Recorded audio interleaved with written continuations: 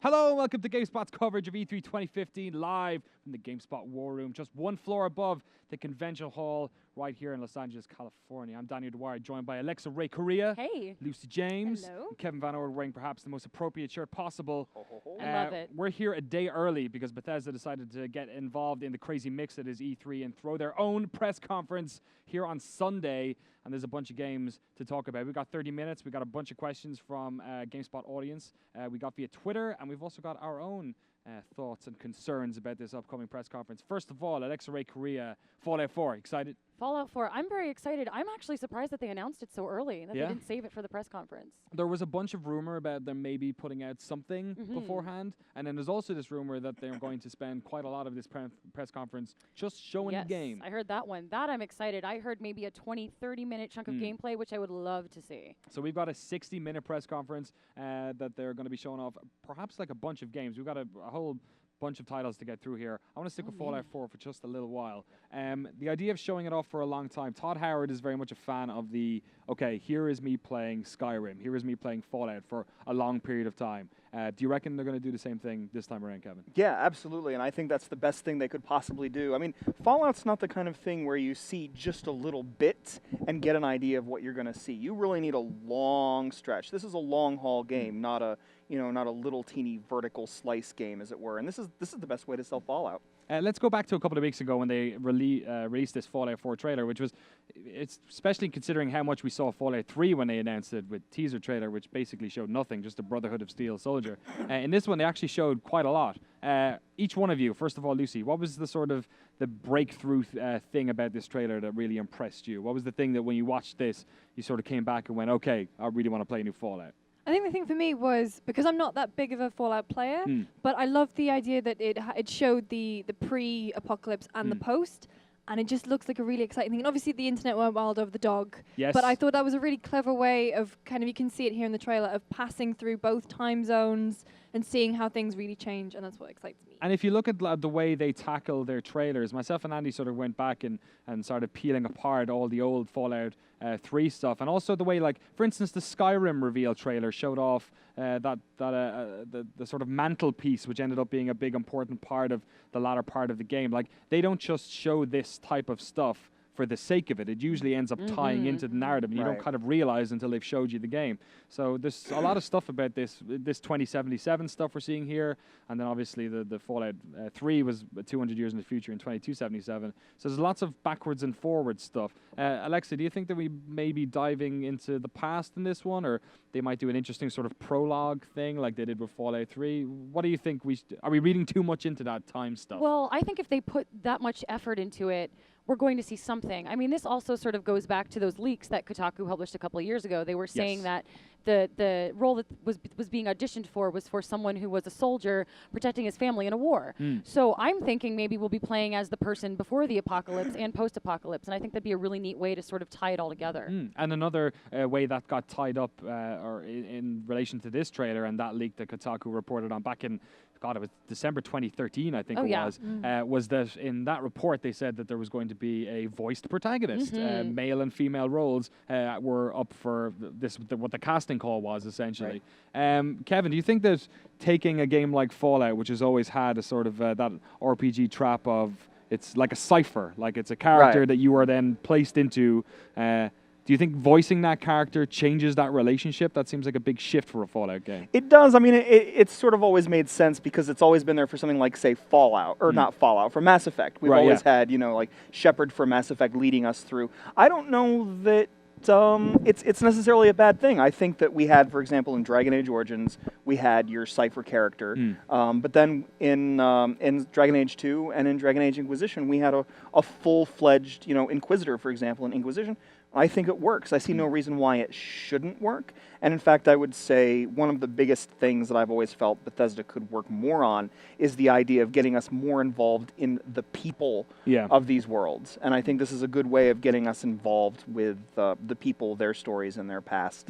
That also didn't really wasn't a bad point for The Witcher either. Like having Geralt voiced actually added quite a lot, at least to the main storyline. And that's always been a problem in Bethesda games, is that as good good as they've been at creating these worlds and like having interesting side quests, the core stories in a lot of the games haven't been that interesting. Like Oblivion wasn't really that popular. You know, Skyrim was kind of maybe a little bit better, but even Fallout 3 and New Vegas, you kind of didn't want to do them because it ended up just taking away from your time that you had in the wider world. And maybe that goes back to sort of in the trailer how they're tying the pre-apocalypse with the post-apocalypse. Fallout 3 actually had a great central bit where you actually did sort of go to the past and see the world before it had fallen to shit, basically.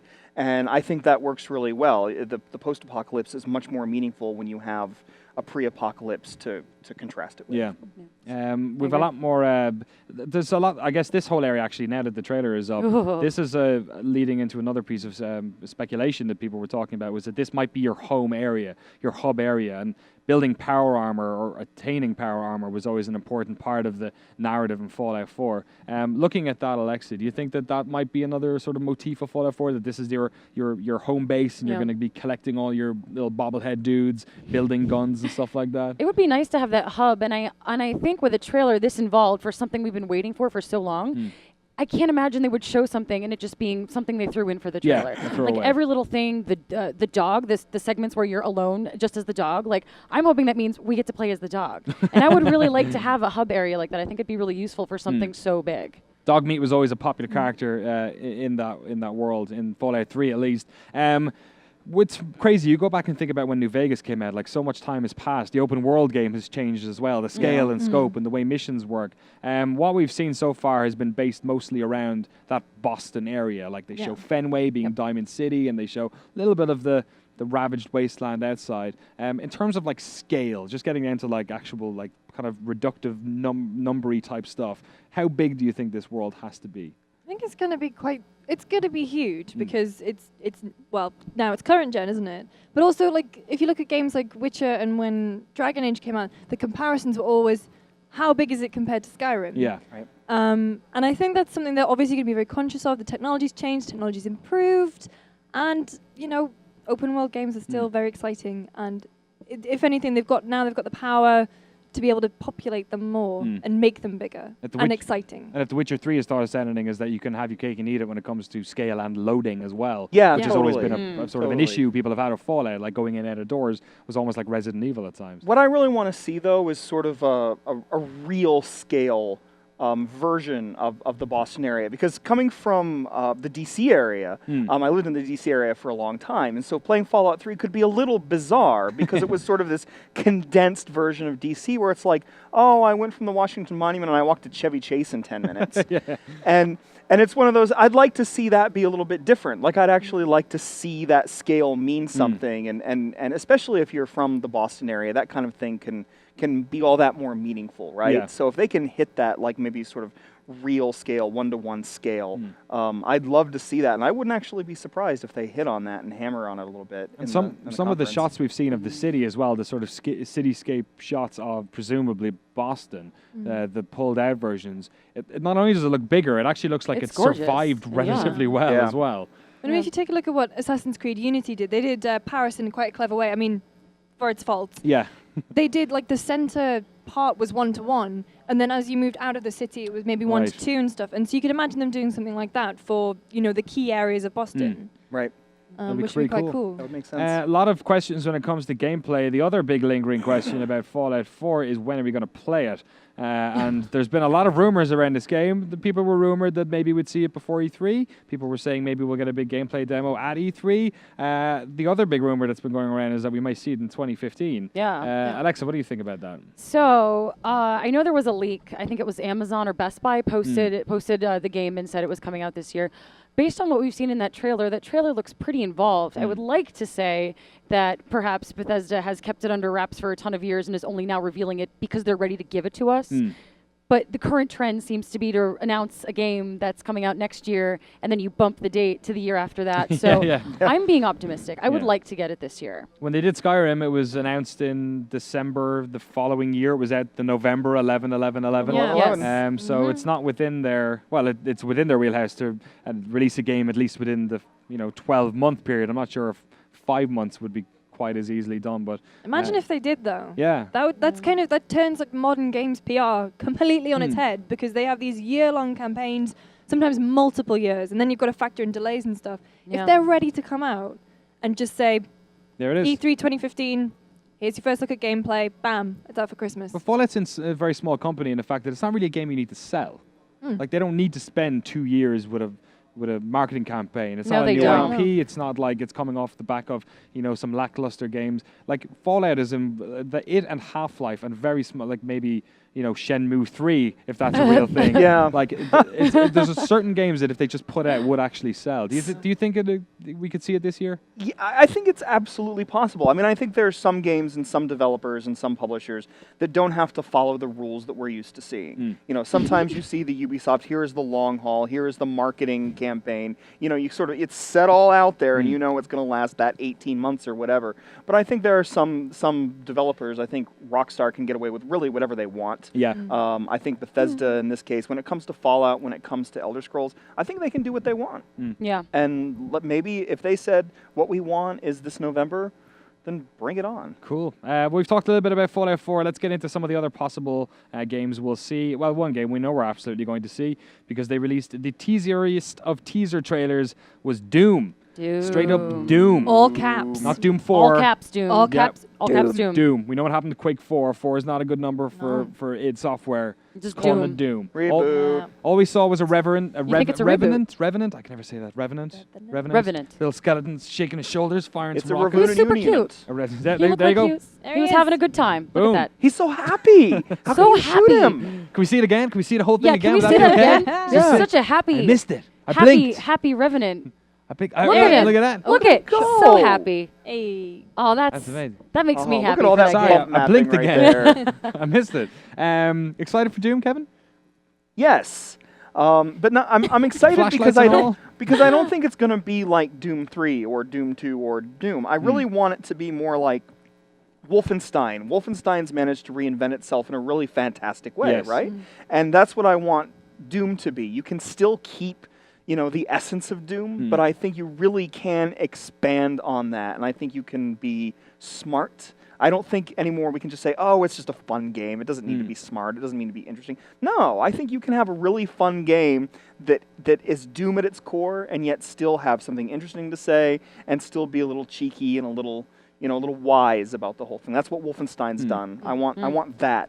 All right, in Doom. I'll throw that out to the panel then. What angle would you like to see Doom take on? Because there was a leak a while ago where there was some footage that went out of some sort of project that had been canned, Doom 4, which was almost like a military first-person shooter style thing, where you've got an alien invasion, or a hell invasion, I guess. Yeah. Basically Half-Life 2, when you think about it. Yeah. Portal storms. Any takers on what you'd like to see from a Doom game? I'd like to see from That was Doom. it, wasn't it? It was going to be the Hell invasion taking over Earth, and it was going to be heavily scripted, Yes. cinematic, Yeah. Call Yeah. of Duty.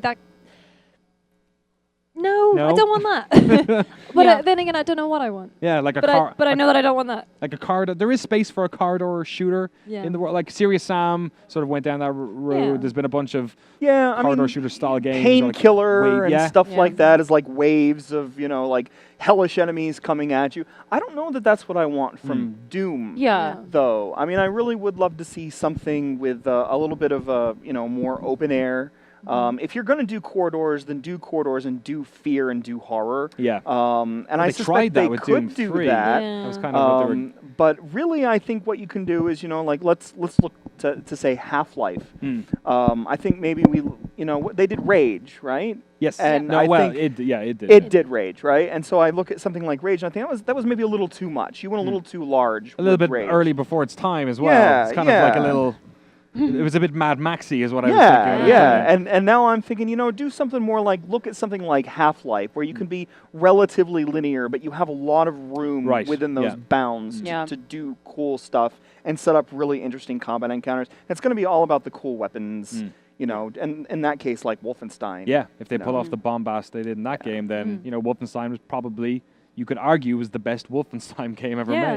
made. The other side of the coin, multiplayer. Doom has always been a massive multiplayer game. sort of Quake sort of took over from that after a while. Do you think we'll see an expanded multiplayer in Doom? And what does that mean? Because if you look at what like Cliffy B is trying to do, Unreal is now back. Like, can you just make another like Doom straight up deathmatch game? I think they can. I think the market right now is multiplayer. Like people get on Twitch and they want to stream it and they do it competitively. And I think I mean, the market is flooded with multiplayer games right now, and it's going to be flooded with more. I think there's space for more if it's done right. Lucy was talking about a heavily scripted Doom with like narrative stuff and cutscenes and stuff, and I don't want that either, because the core of what makes Doom great is it does tension without jump scares, without horror. It's that sort of tight combat, tight corners and stuff like that. So I'd love to see a return to form in that multiplayer with maybe something different. I don't know. Just a little something different. You know? Any take on that, Kevin? Like when you think about Doom multiplayer, you think, okay, level design obviously for that area, but then it was all about the guns as well. Yeah, I mean, I think it all matters about which Doom you're talking about. Right. Too. Yeah, like Doom 3 really, that multiplayer was quite different. It didn't come until later, and then it was very small scale. They were really hammering on that horror element. Plus, the engine just didn't really handle that many players at one time. Well, if you got that Hello Kitty flashlight mod, Doom 3 multiplayer was actually kind of all right. Yeah. Just tape it onto the gun as well. So I don't know. I mean, I again, you know, one of the things I always like about E3 in general is show me something that, don't give me what I think I want, give me what I didn't know I wanted until I see it. Yes. And then so that's hard to predict, right? And then I'll tell you I wanted it all along. Oh my God. Yes. Yeah. But I really do feel like, I mean, and this just comes from my love of Half-Life 2. I mean, I feel like Half-Life 2, it came out the same year, you know. It did. Doom 3. 2004 was a pretty solid. Yeah. It came out within a month of it, in fact. Yeah. And you know, I feel like, you know, that's and now World maybe of Warcraft, the game. actually. That's true too. But I feel like that's when I think about like the shooters to look to that not enough shooters look to. Maybe Metro, you know, Last Light kind of looks towards, you know, Half-Life, but generally shooters aren't looking at Half-Life 2 anymore. And I would love to see Doom say, hey, let's do something there. Let's make the place a little bit bigger. Let's create a different kind of scale. You know, like, you know, Half-Life 2 had Striders, and there's still nothing really as amazing as that to me. You know, give us something like that, something that just like astounds you. And don't make it dinosaurs, because I'm already tired of that. Don't make it dinosaurs. Yeah, there's the new dinosaur zombies games out There's now. a lot of dinosaur games Dinosaur on Steam. zombies. Yeah, no, That's what's next. Don't do it, Bethesda. That's Doom. We've only talked about 2 games. They've really got a stacked lineup. And another one which we probably weren't supposed to know about, and we probably do know about now, is everyone... Oh, shit, are these mics live? Oh, God, are these mics live? God! Oh no! Shit. No, we're fine. We're fine. Talk about it. Dishonored 2? Oh, I felt so bad for them. Yeah. Oh, But it's so happy to know it's coming. I would like, so super excited about the game. Yeah. I mean, like, so I was with GameSpot UK in Australia. We were in Levi's, and we just get a WhatsApp. Tomorrow just goes, "Have you seen Dishonored's leaked?" Yeah. I went, "What?" Gosh. Yeah, I like felt we so were. bad. Whatever, like, producer didn't have it. I hope it was the exec's fault and not like just some Oh, yeah, intern not just who some had guy. it I up. hope no one got fired. That's all I Anyway, can hope to for. the game itself. Any fans of Dishonored here? It never grasped me for whatever reason. I played it for like maybe 3 or 4 hours. I loved it, but I never finished it. I loved Yeah. Dishonored. I really loved it. I don't know why I never finished I loved it. So the rumor mill is that this is a non-Corvo game. This is a different sort of character. God, it actually looks a bit rough. It's only been a couple of years. It's been a while. 3 I guess years? last gen, I guess. 2012? Yeah, so apparently Arcane have been working on this since they put Dishonored to bed. Dishonored was actually a very popular game and sold relatively well for a new IP as well. It's very good. What would you guys like to see out of a Dishonored 2? I want to see another character like Corvo, but not Corvo, using all this like mysticism stuff. Like I would love to see a prequel, like something delving into the people that came before Corvo and how the world got into this world state. Like I would love to see that. In terms of gameplay, any changes up? It was kind of like an evolution of the Thief model. At times it felt like I was playing a game that was more like Hitman than in any of the modern Hitman games, because you were sort of entering these worlds, these kind of boxed off worlds, almost like Deus Ex, where you sort of could tackle them in various different ways. That's kind of a timeless mechanic or a timeless type of gameplay, isn't it? Yeah, for sure. I mean, the thing about it is it blended it so well, and then every encounter could be completely unique. I could play this game an entirely different way than how you could. And there's just something about it, and just the way that it's so easy to mix everything up. And I would love to see more of that. I'd love to see more options, more, more different things that could happen, more reactions to people. Like, it's not going to be a scripted event every single time. but it'd be interesting to see because obviously we have got a new Deus Ex coming out as well. Yeah.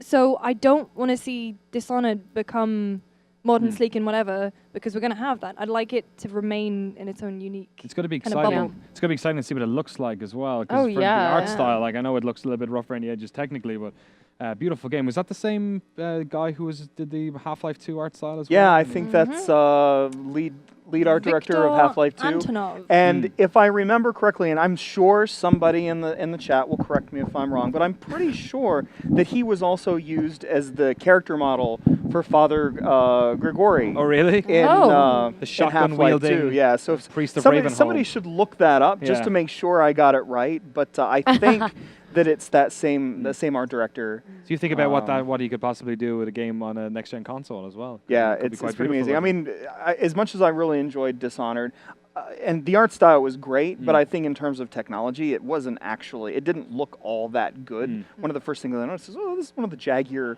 games I've played in some time. Yeah. But I mean, the concept art from it was. Yeah. I think that kind of warped my perception of it Yeah. because you saw so much gorgeous concept art, and maybe the engine couldn't really handle it. couldn't quite get Couldn't there. quite get there, but it was all this beautiful kind of mesh. I mean, really, if they could just make the next Arx Fatalis, that would be great for me. But Yeah, I'm the get only that IP everyone wants to see back. Yeah, All the kids are talking about that So hot Arx Arcane, if you Fatalis. can get back on that, Arx Fatalis thing, I'd be okay with that. So that's 3 games we've talked about: Doom, Dishonored 2, and Fallout 4.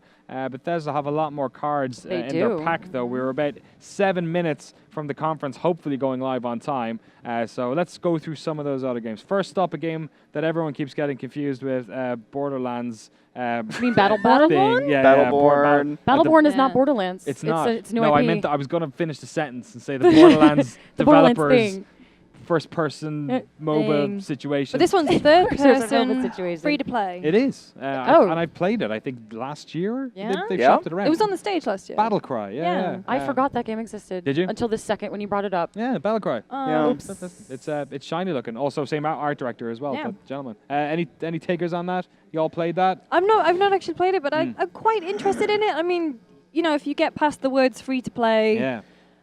which I'm sure that it's probably fine. It looks quite cool, and it's not one that's completely focused on gunplay. I love the word striking. Striking. That actually Look at is this very is kind of striking. striking. Yeah. That really is striking. Kind Boom. of half watercolory, I guess. Oh, this looks like Team Fortress almost. It's That's I- the yeah. deal. They're trying to do like a team Brutal fortress thing, PvP battles. with melee weapons. Look, that sword turned into a shield. It's the timed combat as well. There's something about after this has come out and after they released the Battleborn stuff. Since that, I've played Overwatch and it just destroys any of these that I've played. They So all I'm- start blending together after a while Yeah. too. All They of these do. suddenly stylized combat games with different types of characters all thrown into the same world. Like after a while, they really do start to blend, right? Or is it just me? Is it my age? You're just Is it bad at this- your job, man. Yeah, That is I figured as much. But after a while, it does seem like the stylized art combat games start to sort of blend because a bunch of them were sort of just thrown out to us at the same time. Especially with cell so- shading as well. I think it lends itself to looking similar. We may see something about Battlecry. Who knows? Elder Scrolls Online recently has gone free on consoles. Tamriel Unlimited. Yeah. We might a nod to ESO, or is the ESO ship sailed at this point? Probably sailed. Yeah. Unless they go, remember, it's out now. Yeah. Please go buy it. You go play it right People now. play Please it. buy it. A lot of people play it still. Yeah. Play it right now. apparently. Don't worry about this Bethesda So. thing. Yeah, but a lot of Go people be a hobbit. play it. What's going on? What's there are no happening? hobbits in Tamriel. Sorry, wrong one. Go be a hobbit.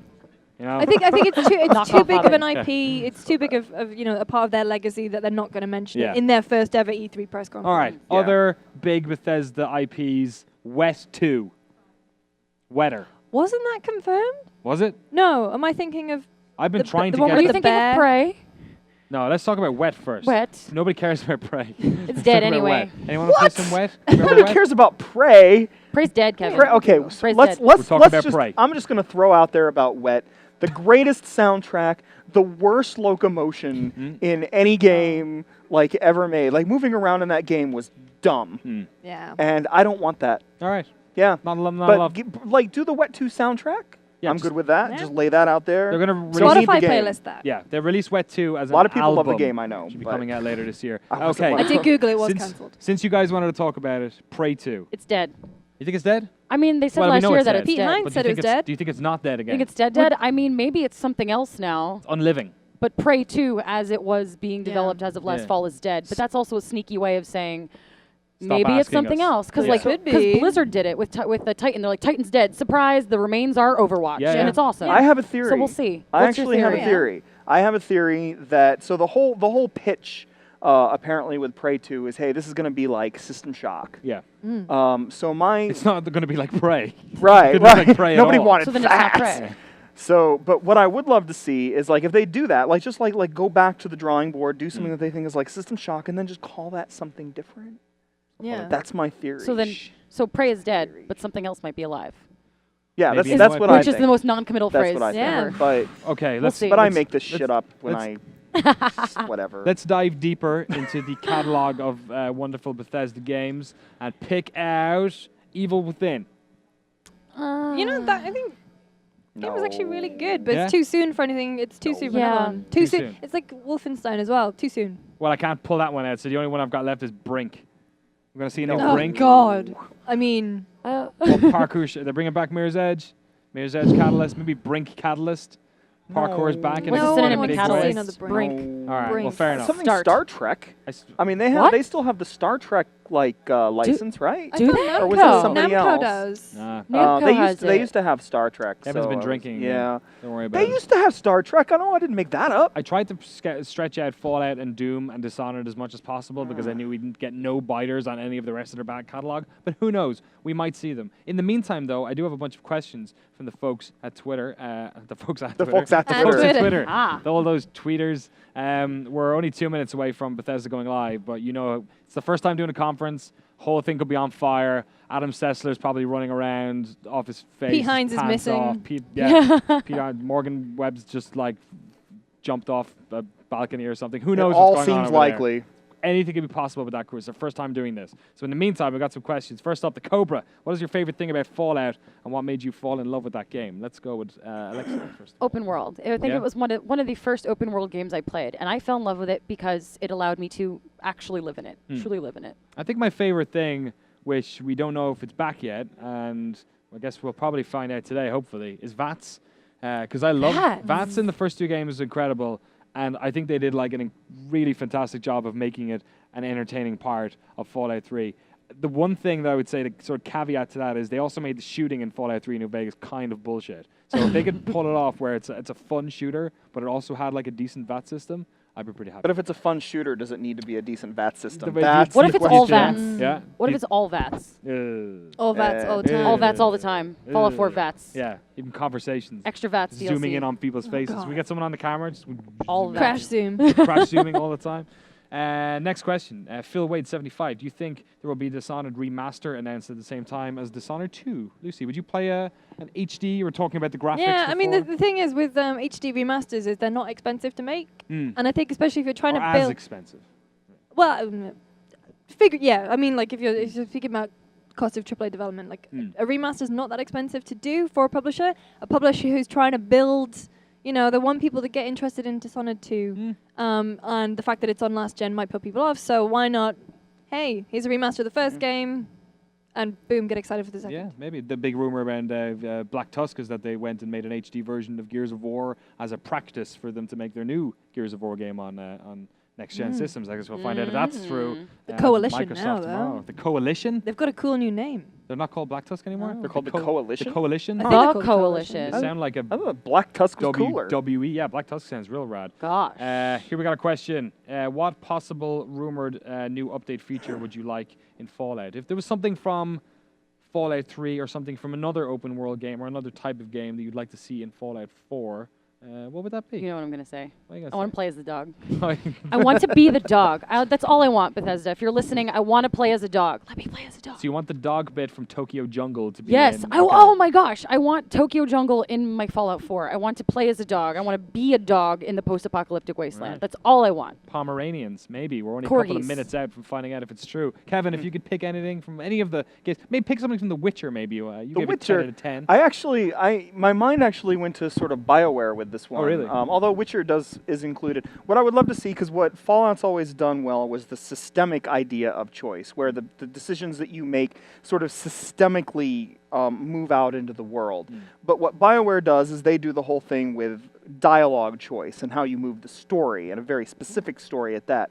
I'd kind of like to see Bethesda bring in that sort of BioWare, get me invested in the story by giving me story decisions. I mean, Fallout still does that, but not to that extent. And I would love to see sort of some of that BioWare, like really get them invested in the people kind of thing, like a core group of people you surround yourself with and make decisions for them. That I'd love to see that, included with the systemic decision making. Yeah. Oh, it's going to be so exciting. I'm just thinking we're only a couple of minutes now It's almost here. from it coming together. Whoa, We he's got- back. We Doom got guy. Doom stuff happening. We got Fallout 4 stuff happening. We got Dishonored stuff happening. We got a hilarious thing happening off screen Yeah, right sorry. now. We can't talk about. Adam Sessler's losing his goddamn mind. We're just minutes away. If there was one game, what's the one game you are looking forward to coming out of this? If you can only pick one, what would it be? One game. I want Dishonored. Really? I want Dishonored. That's what I want. All right, I'm definitely in on Fallout 4 camp. This has now reached like Half-Life 3 levels of desire for me. Like Really? like straight up like thinking, I get it. when are Yeah. they going to do it? Except the problem was there was never any inclination that Half-Life 3 was ever really getting done. Like there were some stories out of Valve about it being shelved and then brought up again. But with Fallout, it seems we knew about Boston, we knew it was in development, and we knew Todd Howard's team were doing something for ages and ages and ages and ages. Yeah. What about you, Kevin? What's the one thing you're looking forward to? You know what? Prey 2 would be the thing. It's dead. I know. Get I know. over it. I know. I'm terrible. dead, But do Kevin. you remember never the happened. demo? Let it go. Do you remember the demo they showed? I want that game. I want to play that game. Kevin, let it go. Did you see the demo in action? Because I know some people did. It closed behind Yes. closed doors. Yes, I Yeah. certainly did, Yeah. and it Oh, you poor thing. looked phenomenal. Yeah. Really? And I just want that game back. Lisa James. I want Dishonored. I Yeah? mean, Camp Yeah. Dishonored. I'm weird. Yeah. Wow. Camp Dishonored. I wanted, you know what? Like, I wanted to like Fallout 3, and I wanted to like Fallout New Vegas, and I don't know why neither of them grabbed me. You know, you can string me up later. Oh, we internet. will. I'll protect you. But Dishonored, I just really love it, and I really like to see what they can do with it. A lot of people in the chat are wondering about Doom. Do you think it's possible? Because there's so many games on this list which have big single-player components to them. There's, Fallout 4 is obviously it's a single-player only game. Dishonored. Was there any multiplayer in Dishonored? No. I don't think so. No, at all. They have all these IPs. They put out Wolfenstein, another game with a big single-player component. They're bringing out expansion packs for it. Prey 2 will presumably be that way as well. Does Doom need to be a single-player game? Could you presumably bring out Doom and it's just multiplayer only? I think they could do it. I think if they think they released could. Doom as a multiplayer only game, it would still succeed. I think the only thing is though, every time What's going Yeah. on? every time a publisher brings out a game that is multiplayer only and has no single player, like Titanfall's a perfect example of this. Gamers will. Well, don't worry about it because you don't even have to talk anymore because Good. we're about to Here go we go. live. It's happening. Yay! Forget these jokers. I'm looking for the Fallout 4. Let's check it out. Bethesda's live.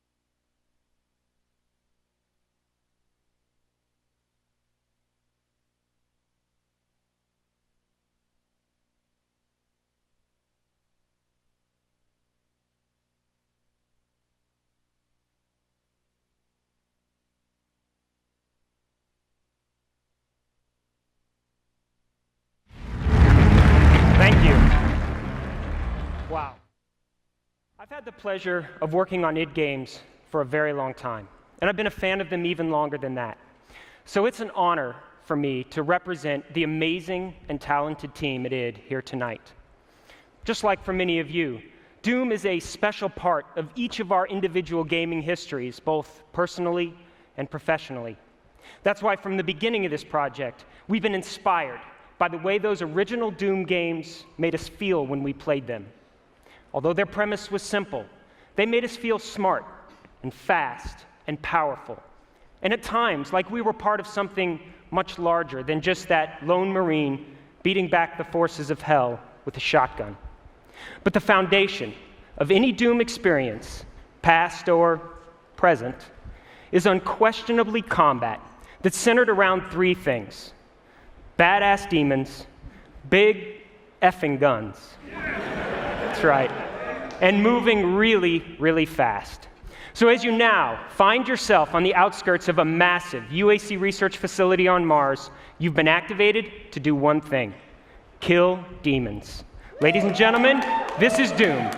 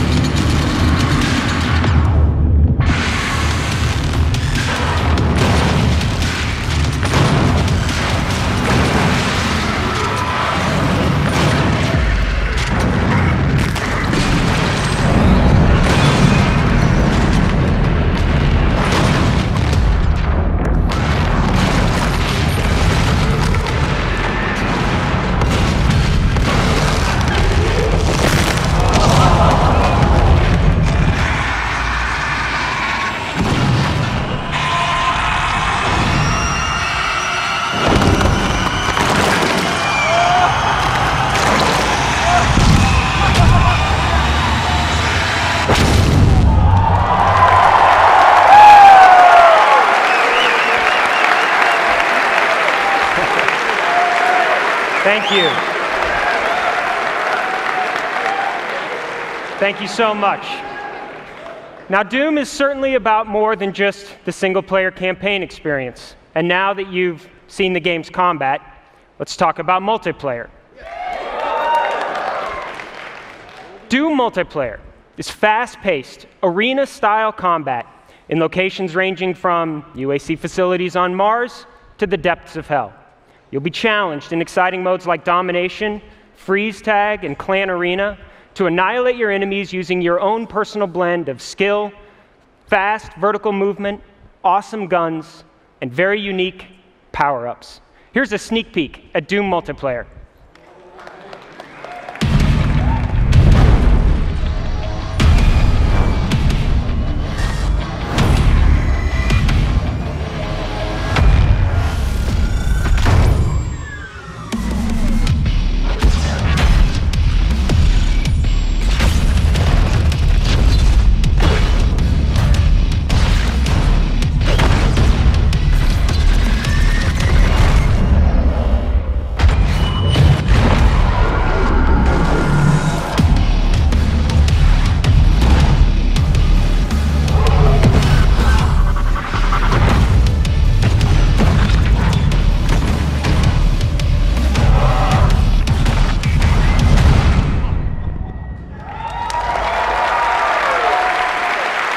Thank you again.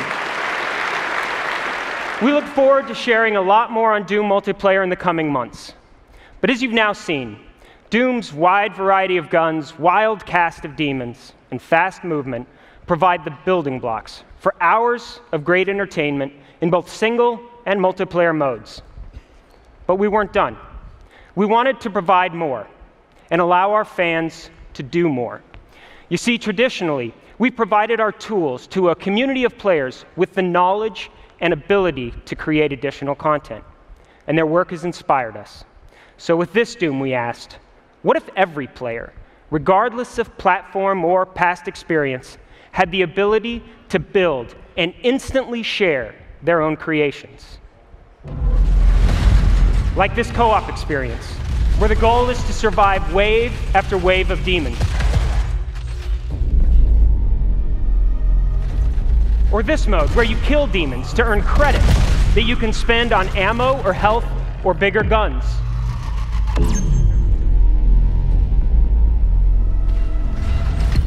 Or even this classic 4-player deathmatch experience. What if the possibilities were only limited by your imagination? Tonight, we are proud to announce Doom SnapMap, a custom-designed, built-in gateway to an endless stream of Doom experiences created by you. At its core, SnapMap is about players never running out of fun and imaginative gameplay.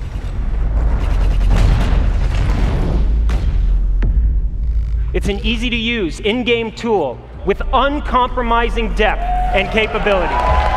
Without any past experience or special expertise, any player can easily snap together and customize intricate maps. You can quickly add predefined or completely custom gameplay. You can even create or edit game logic to make new modes.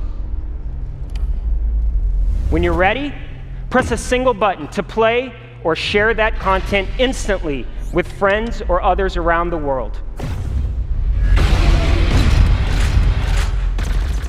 For more than 20 years, the Doom community has been one of the most active and creative in gaming. Now, with Doom SnapMap, we're putting that power of creation in the hands of every player, and we can't wait to see all the amazing things you come up with next.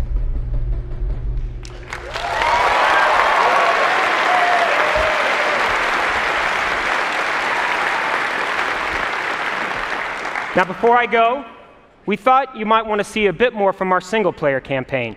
Yes? All right, terrific. So let's drop in on a little place our demons like to call home. Welcome to hell.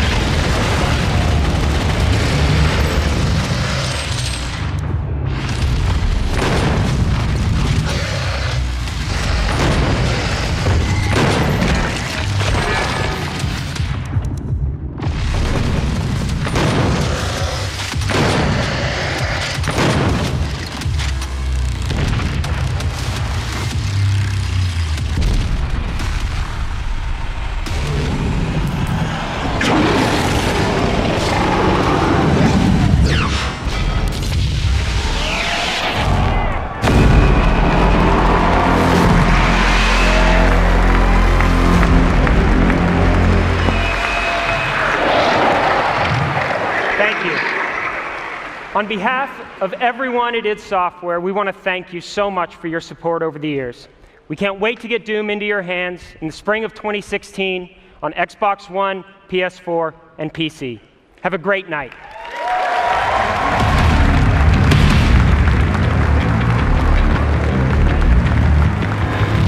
If you would, another round of applause, please, for Marty Stratton and the folks at id.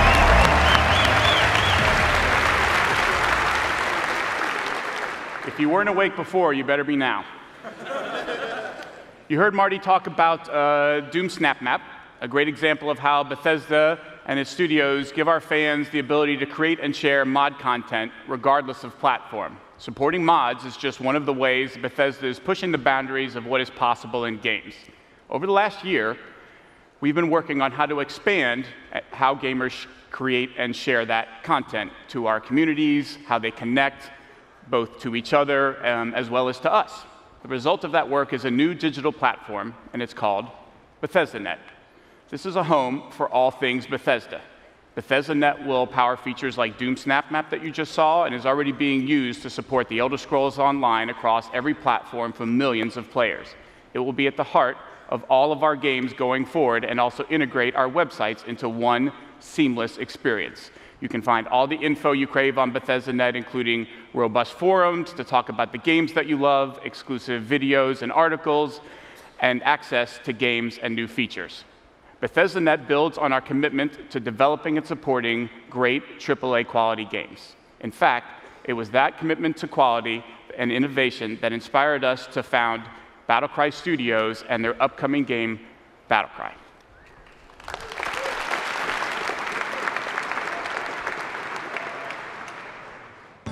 Hi everyone, I'm Lucas Davis, Design Director at Battlecry Studios.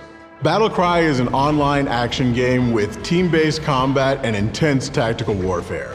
Face off against opponents in the war zones and battle for the glory of your nation. Select players in Australia and New Zealand have already joined us in our alpha, and soon the rest of the world can join them in battle. Tonight we are pleased to announce that we are accepting worldwide sign-ups for Battlecry's global beta at battlecrythegame.com. And sign up now before June 18th and you'll receive priority beta access as well as a special in-game reward. We look forward to seeing you in the war zone this fall. Until then, here's a look at how Battlecry has evolved over the last year and a sneak peek at our brand new warrior faction, the Han Republic.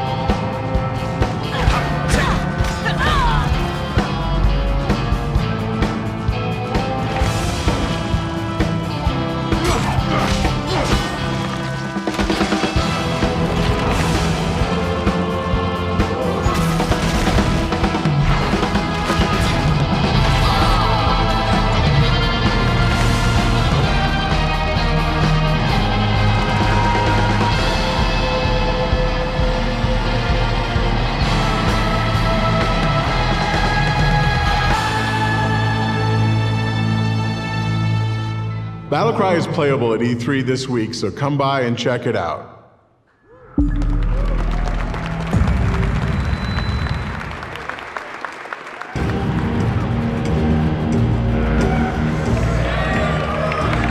Bonjour, nous sommes très honorés d'être ici ce soir. Je suis Whoa. Oh. English, slowly, Raph. All right. Slowly. English. Sorry. All right, good point. I said hi, everyone. We are very honored to be here tonight. I'm Rafael Colantonio. And I'm Harvey Smith. We're co-creative directors at Arcane Studios, the team that brought you Dishonored. Thank you. Arcane was started in '99 with one mission, to create the special kind of games we're most passionate about. Games with highly crafted, detailed world where gameplay experience focuses on player choice and consequence. We have always wanted to create games that rely on simulation instead of scripted moments. we followed our passion to create our most ambitious game yet, Dishonored. In Dishonored, you play an assassin with supernatural powers, falsely accused of murder and seeking to set things right. Dishonored became known for its unique blend of first-person, exploration and stealth, stylized art direction, and steampunk world. We'd like to say thank you to the millions of fans who played Dishonored.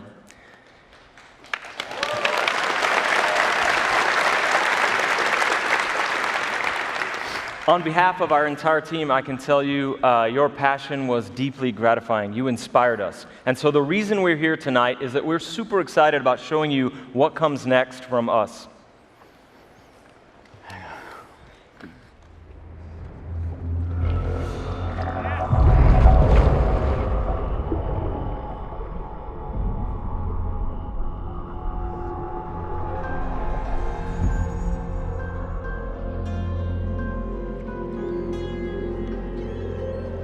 It's happened again. Someone's pulled the rug out from under you, an empire at your feet, and you've lost it all. Be honest, did you really deserve any of it? More important, what would you do to get it back? Careful, there's always a price to pay. What you decide will ripple across the years. Blood in the gutters and corruption on the wind. It'll be fun watching this unfold. What will you do with the power I've given you? How will you make your mark on this wretched world?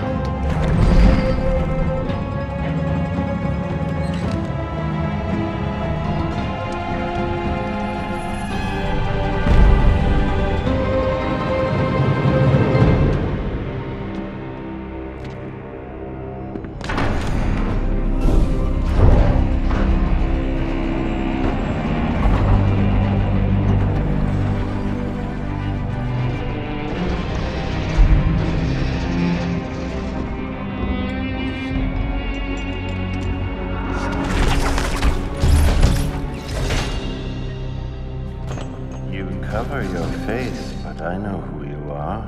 Emily Caldwin. Nothing is an accident. Everything is in motion. All of it has led you to this exact second in time.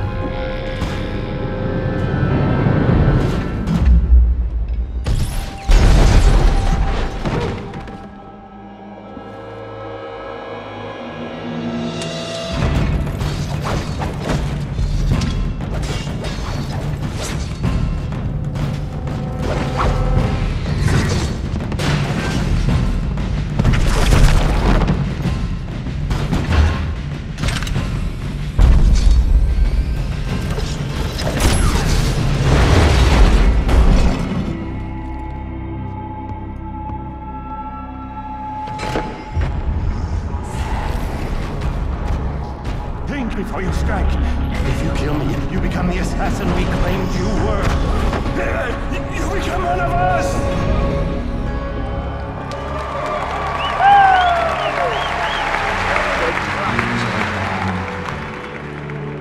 But it's always good to see a familiar face.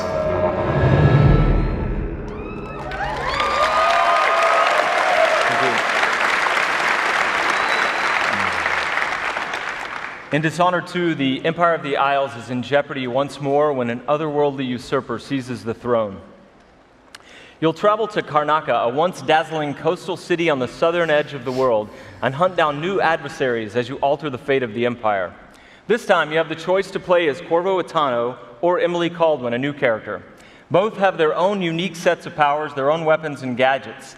And of course, you can combine these things creatively to eliminate your targets as you see fit. You can play with weapons drawn, or you can play the entire game without killing anyone. We'll tell you more as soon as we can, but what we're here tonight to say is that Dishonored 2 is coming, and will be available for PC, Xbox One, PlayStation 4. Thank you so much. All right.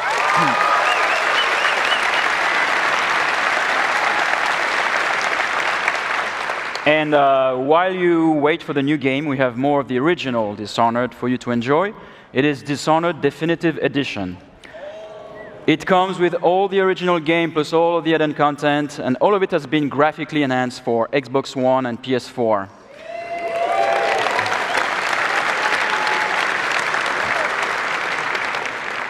So the Dishonored Definitive Edition will be available this fall. Thank you, and enjoy the rest of the show.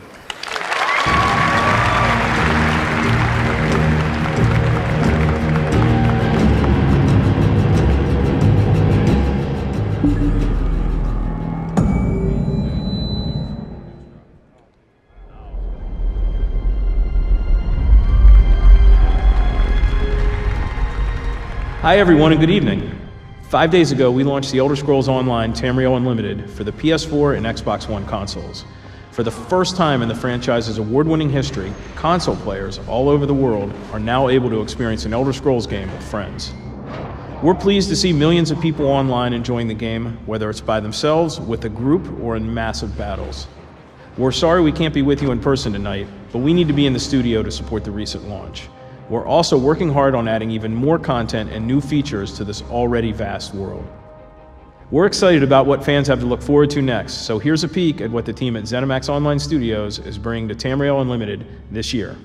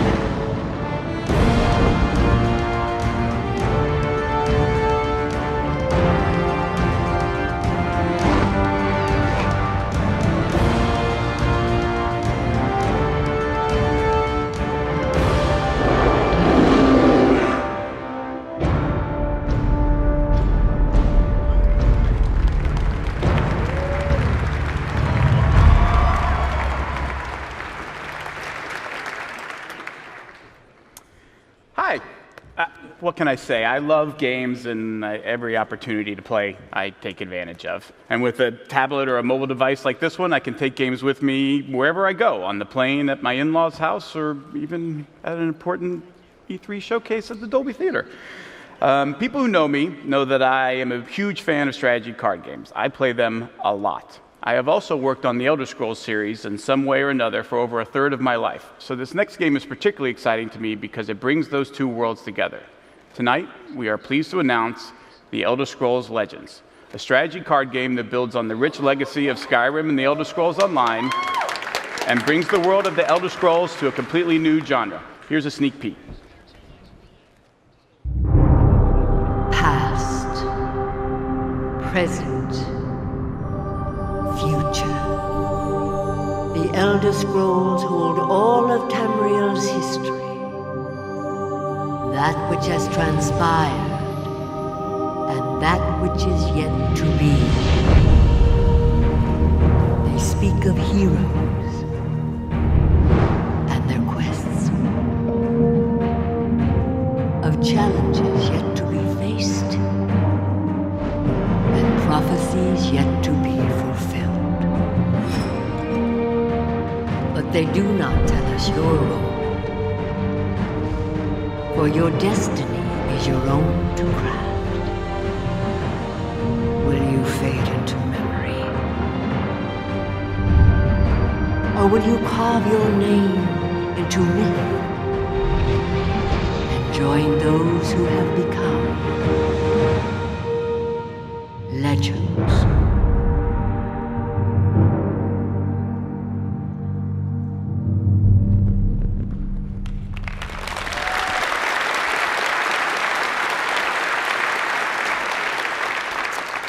The Elder Scrolls Legends will be free to play and available on PC and iPad later this year. We can't wait to share more details with you in the coming months.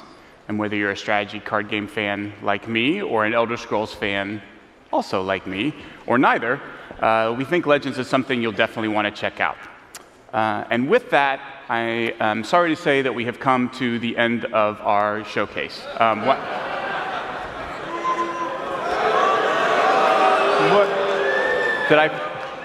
We did Doom, right? We did Battlecry, and we did say something about that being here. My bad, I forgot.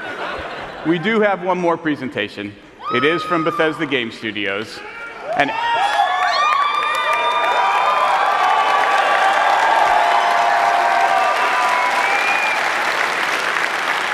And actually, we are all here because of this next game, because about a year ago, I had the idea to do this showcase, and I went to this gentleman, and I said, hey, instead of having to do a demo every hour, all 3 days of E3, what if I figured out a way for you to do just one demo? And he, of course, instantly said, yes, please. Now, I don't think he knew that he was getting, what he was getting into, that we would all end up being here, streaming this live all over the world, but hey, promise is a promise. He said he would do it. So here we all are, ready and waiting for his one demo of this E3. His studio creates games that have come to define open world gaming, and they are currently the holders of 3 consecutive Video Game of the Years, with Skyrim, Fallout 3, and Oblivion, each a consensus Game of the Year winner. Those games in the studio have been led by someone who should need no introduction, but I'm giving him one anyway. Please give a warm welcome to the game director of Bethesda Game Studios and my very good friend, Todd Howard.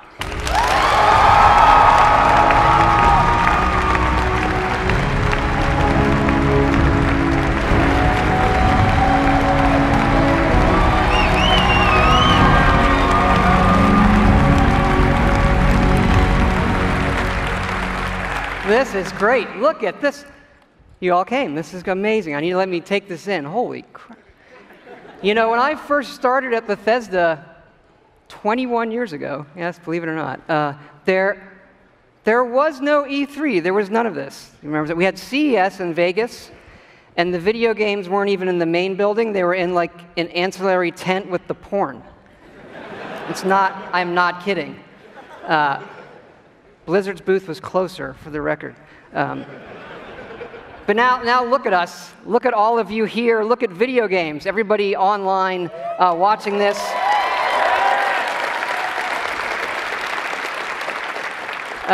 This is how you spend a quiet Sunday evening, I guess. And you do this because games are important to all of us here. And I think we can all agree that tonight starts a week with E3 that is the world's best week of entertainment ever.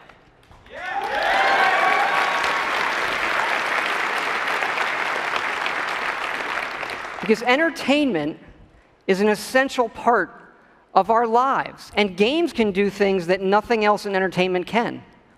They can transport you to new worlds. They can give you the true wonder of discovery, and often the pride of accomplishing something yourself in a game. It's a wonderful moment.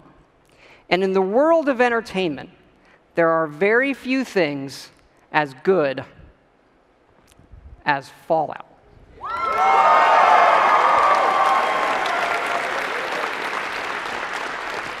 You know, we've worked on Fallout for over 10 years now, and we started designing this one actually right after Fallout 3 in 2009. We were busy with the Skyrim game, but for the last 4 years, we have been working very, very hard to create something really special. And we've done a lot, and tonight we are going to show you a lot.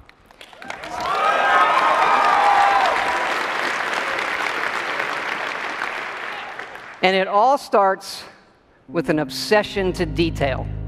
Our artists concept every button, every blinky light, not just on one terminal, on all of them. Because it's our belief that it's all of these small details coming together that form a much, much larger whole.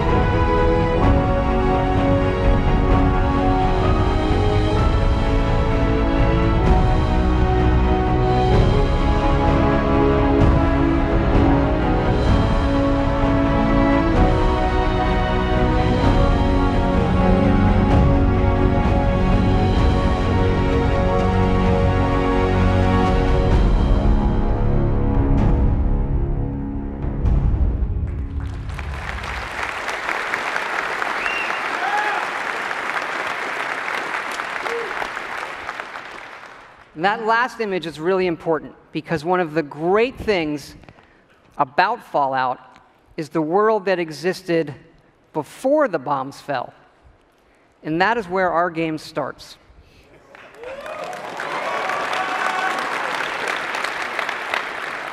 On a beautiful Saturday morning with the threat of nuclear war looming. You're gonna knock him dead at the Veterans Hall tonight, hon. You think? Absolutely. Now get ready and stop hogging the mirror. Right. And this is where you create your character, by simply selecting part of the face and sculpting. Such a cute nose.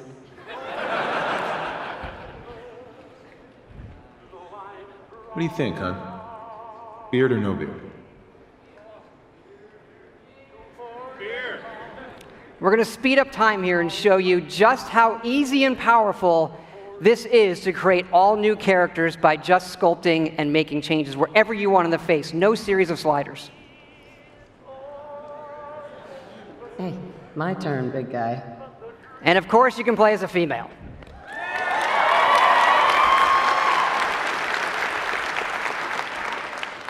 Whoever you leave the menu as is who you'll play. And this is an entirely dynamic system. It's the same system we use to create all of the game's NPCs. We even generate a baby based on the couple you make.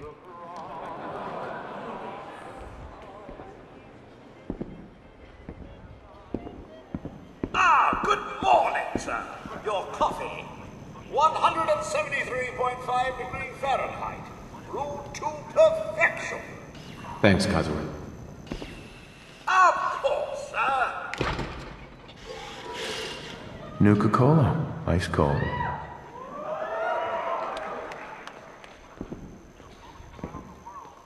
Sugar bombs. 100% daily value of sugar.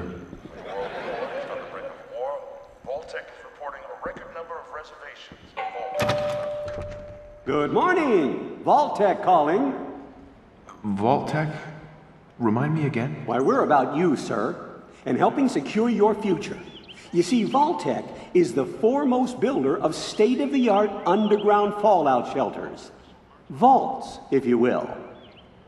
But there's room for my entire family, right? Of course, of course. Minus your robot, naturally. In fact, you're already cleared for entrance.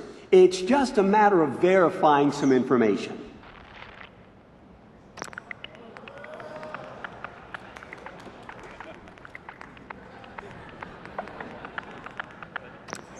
Wonderful. That's everything. Just gonna walk this over to the vault. Congratulations on being prepared for the future. Thanks again. Hey, it's peace of mind. That's worth a little paperwork, right? Mr. Howard, Sean has been changed, but he absolutely refuses to calm down.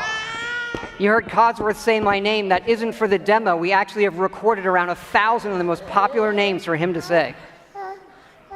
How are the two most important men in my life doing? Spin the mobile a bit. He loves that.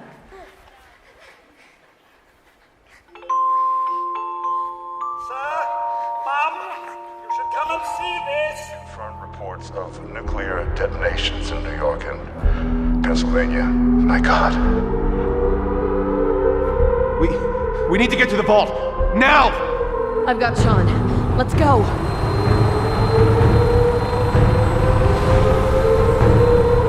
Almost there. I love you. Both of you. We love you too. Hold on! Now, we're not going to be spoiling or talking about the game's story tonight, but you do survive and get lowered into the vault. Events transpire, but you then emerge 200 years later as the sole survivor of Vault 111.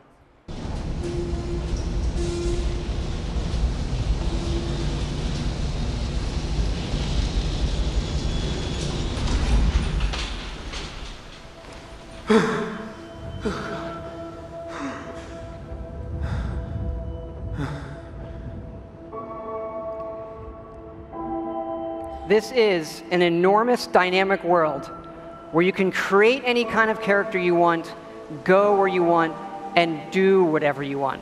Player freedom remains our absolute #1 goal.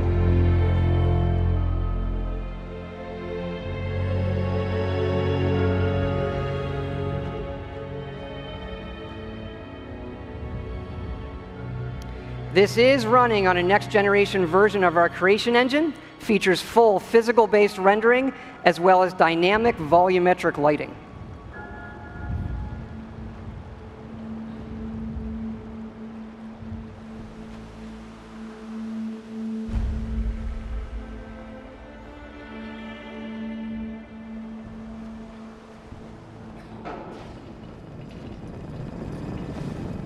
As I live and breathe. Mr. Howard, is that really you? Codsworth? You're still here. So, other people could still be alive too. It's worse than I thought.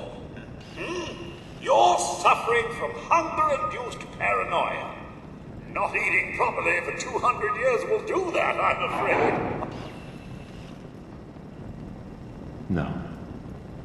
No, that's not possible. I wasn't out for that long. That means you're 2 centuries late for dinner. Perhaps I can whip you up a snack. You must be famished. What? Food? Yeah, sure. I need a minute to think. Then I'll be right back. Even our dialogue is dynamic. It is not a mode you're locked into. You can play it in first person, you can play it in third person, you can walk away whenever you want, you can shoot him in the face if you want.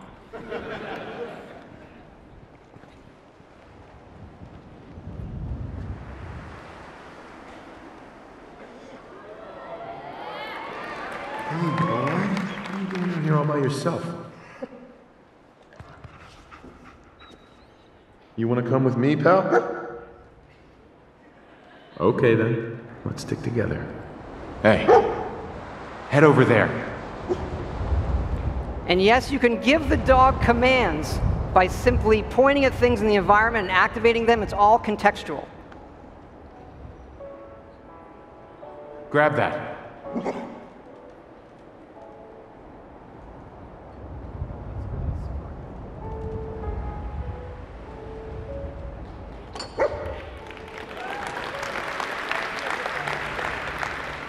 Ready to get back out there?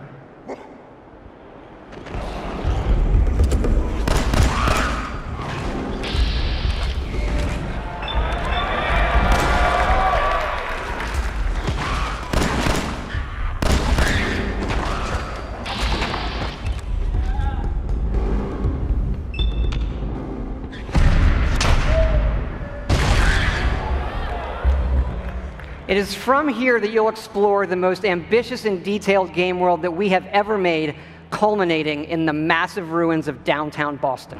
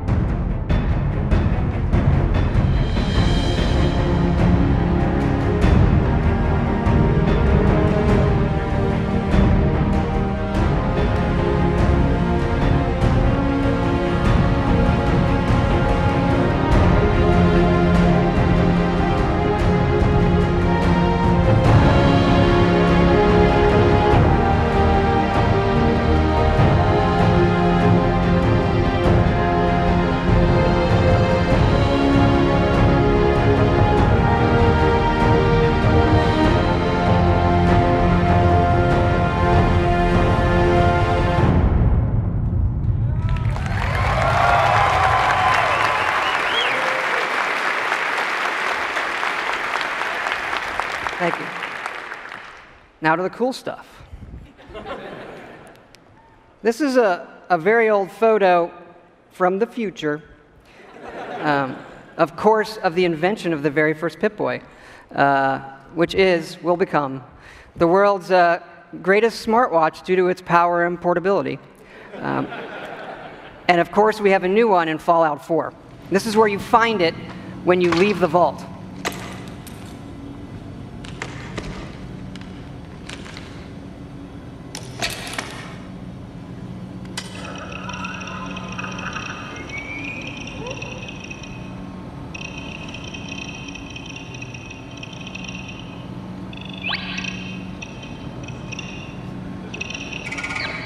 Now, you do spend a lot of time in our games looking at your stats, your items, and more, so we put a lot of emphasis on making this entertaining, but also making it come alive on the screen. Your various items. We do have a layered armor system now. There are holotapes you can listen to, and some of these are even game tapes.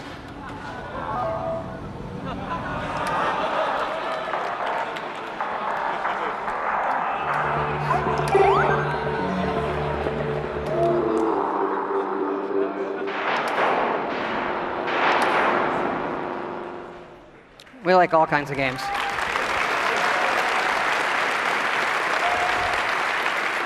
Yeah, we just, the Pip-Boy is an important part of Fallout, and we love it so much. We made a real one. So this comes with our collector's edition.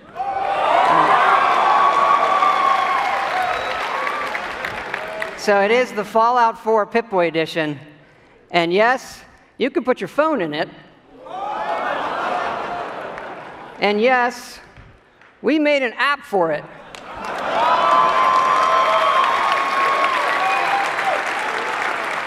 So it works with the game, and yes, it's a second screen experience. And usually, I find second screen experiences, they're generally just stupid gimmicks. But like, as far as stupid gimmicks goes, I assure you, it's the best fucking one I have ever seen. It is awesome.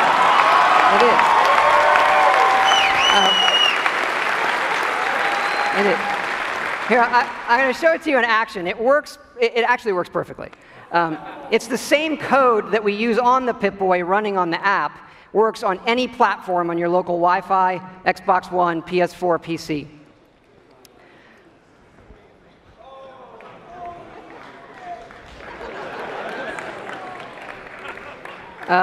Of course, if you don't get the Pip-Boy edition, it'll obviously still work on your smartphone or tablet. It's going to be iOS and Android, and it'll come out when the game comes out.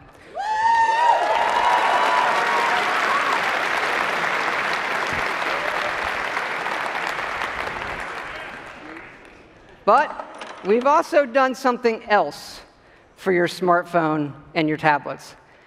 A totally new game. I know. We're busy. We do stuff. Back in 2007, we were making Fallout 3, and the iPhone came out, and we just fell in love with it. And we played games on it all the time. And we kept talking about making our own game for it, a separate game from what we would usually normally do. We had a lot of ideas. We kept coming back to this one that we felt would be perfect on a touch screen and that would be no better anywhere else. So we decided to do it, and here it is. It is called Fallout Shelter. And in it, you get to make your own vault. And you are the overseer controlling everything.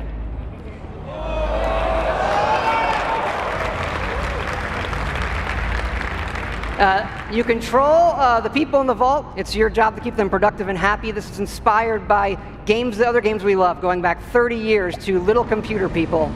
You'll see inspirations, obviously, from XCOM, SimCity, FTL, things that we really, really like.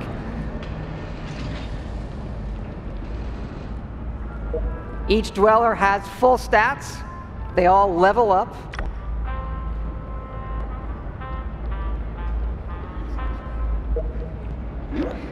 There are items. You can give them new outfits, weapons, which they'll need when you send them off into the wasteland.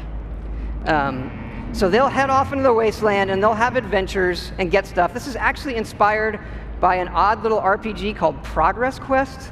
If you've never look it up, it's really cute. Resources are important, having the right balance of food, water, and power.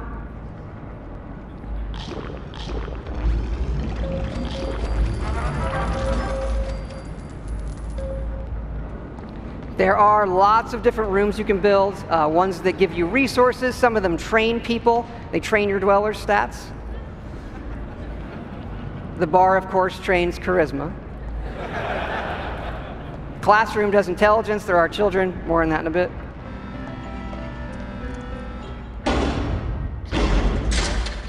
And you do get rewarded with lunchboxes full of random loot.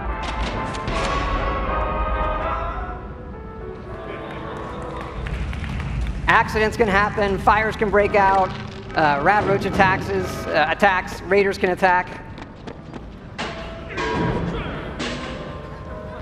And of course, the best way to get new dwellers is the old-fashioned way.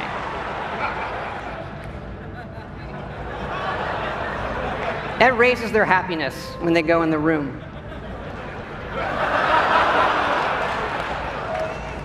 And of course, as overseer, you get to name all the babies. And that is Fallout Shelter.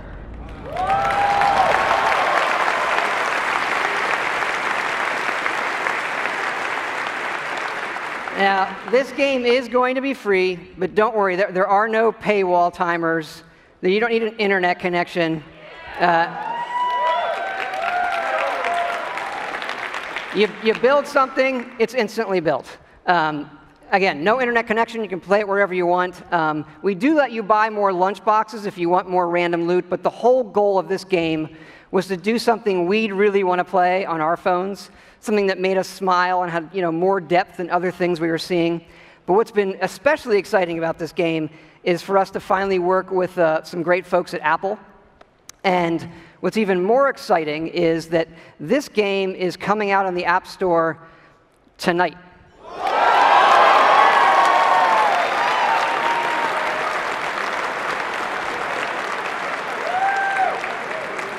So, yeah, no soft launch. It's going to start rolling worldwide after the showcase this evening. I hope you check it out. I think you'll be pleasantly surprised.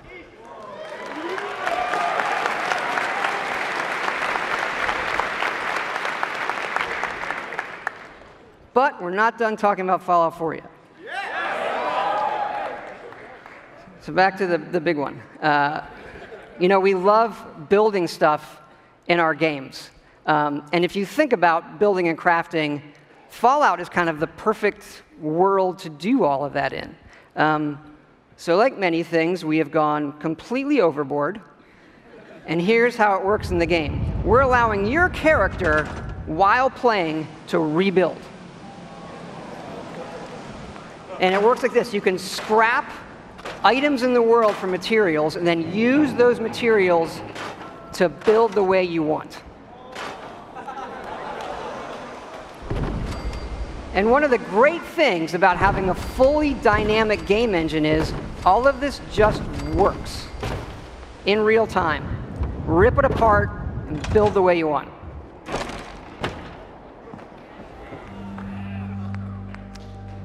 Like the rest of the game, this is about making it your own experience. We want you to build and decorate and make yourself really a place you want to live in. A new home for yourself and your best friend, of course.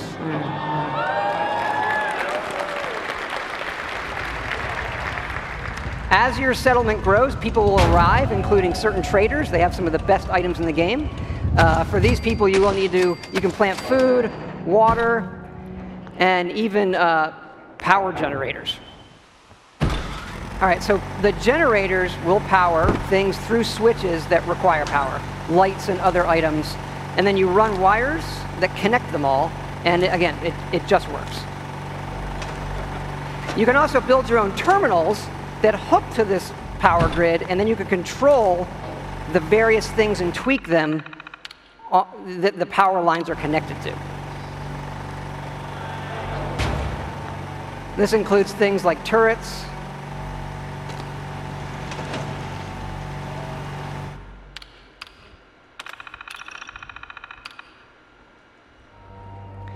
because you do want to build defenses because your settlements can and will get attacked by raiders.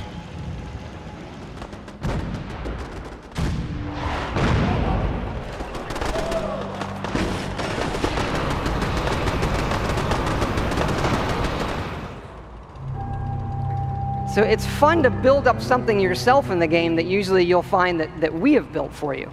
And there are many large sites in the game world where we allow you to build. And you can even run Brahmin caravans between your settlements. Keep in mind, like most things we do, this is an optional part of the game that you can do if you want to. It's just one part of a huge game, but it's really great for Fallout. We just absolutely love this feature.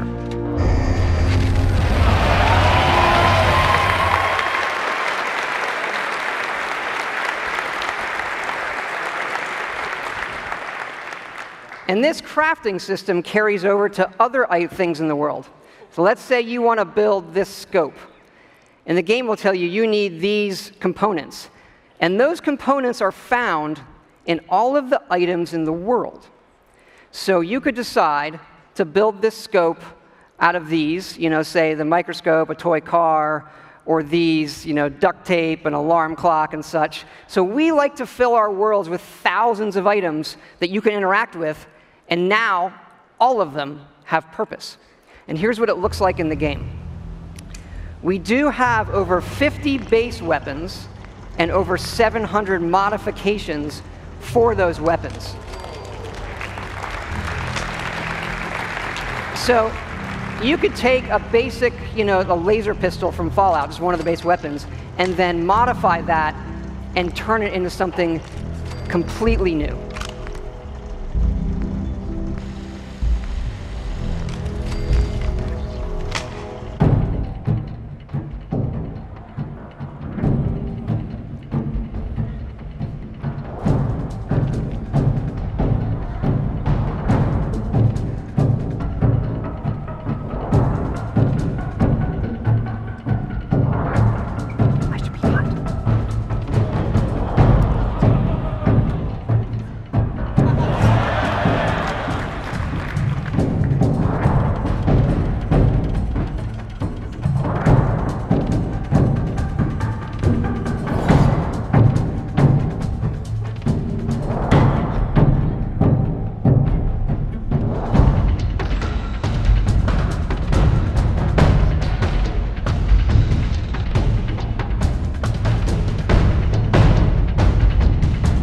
can even modify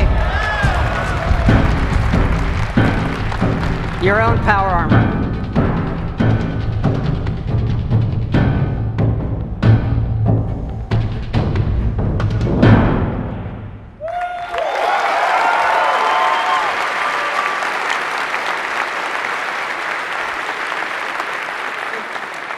We've spent a lot of time on all the weapons and the armor because we have focused heavily from day one to make the combat in this game feel great. And feel great no matter how you played it. You want to play it full-on first person, you can play it in third person, or you can use VATS, which now gives you more control to slow down time and choose your shots. You know, there's a lot of great things that this game does, but I tell you, you could be experiencing, you know, a quiet moment in the game with your dog, and the right song comes on your Pip-Boy, and the action breaks out, and you're reminded just how fun and special a Fallout game can be. Ready to fuck some shit up?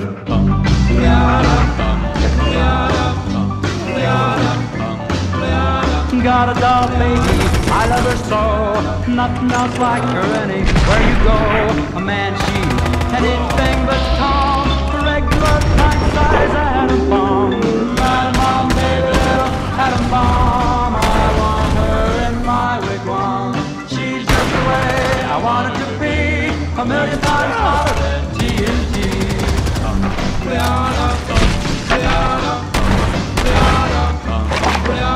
Atom bomb, baby, loaded with power. A radioactive TV tower.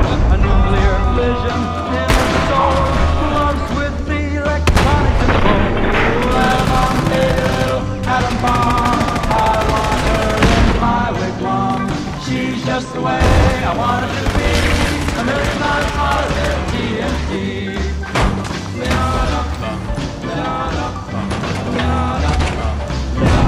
Atom bomb, baby, boy, she can start one of those chain reactions in my heart. A big explosion, big and loud. Like a tree right up on a cloud. Atom bomb, baby, little atom bomb. I want her in my wigwam. She's just the way I want her to be. A million times hotter than TNT.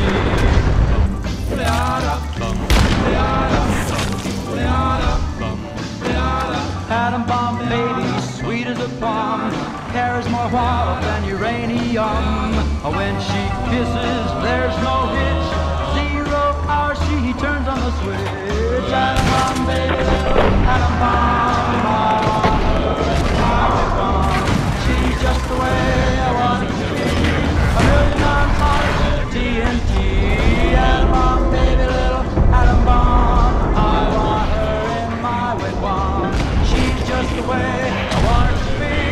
A million times hotter than TNT.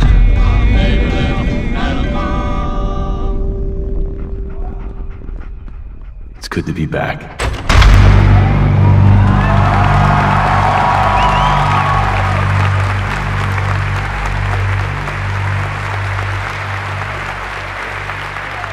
Thank you.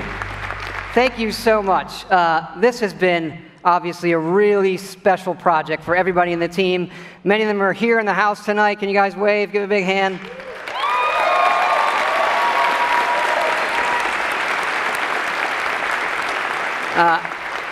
You know, our fans really are the greatest in the world. I know many of you are here tonight, and I want to let you know just how important it is to us, and we know we have a responsibility to do this game right, and your love and support of Fallout have pushed us to make this our best work.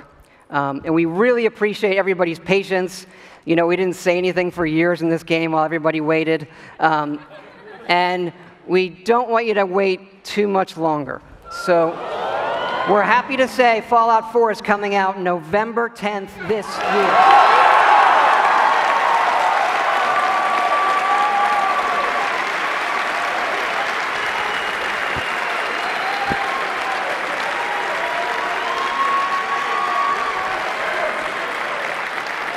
Thanks again, everybody. We really hope you love the game. Thanks again.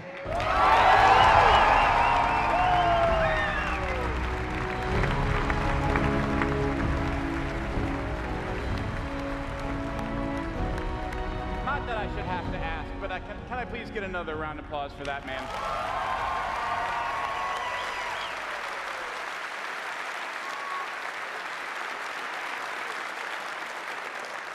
That boy knows how to make a game and give a demo. Just a reminder, you don't need to wait to get your Fallout fix till this fall.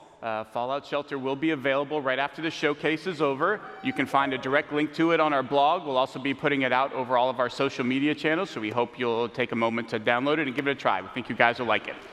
And now we really have come to the end of the show. You just got to look at what is coming from Bethesda in the next year, and there's still more to come from our other studios.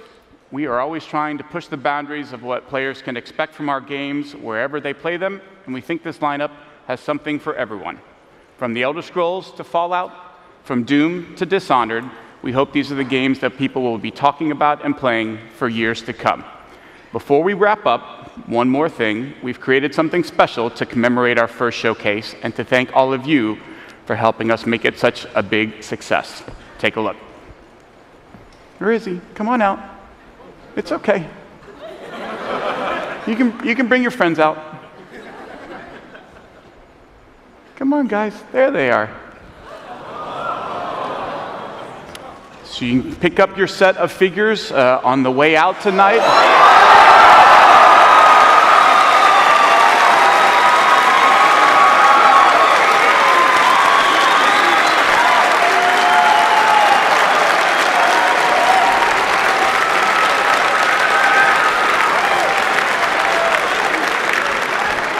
I got to be honest, I feel like that's a mixed reaction. If you don't want it, it's fine. You can just leave it there.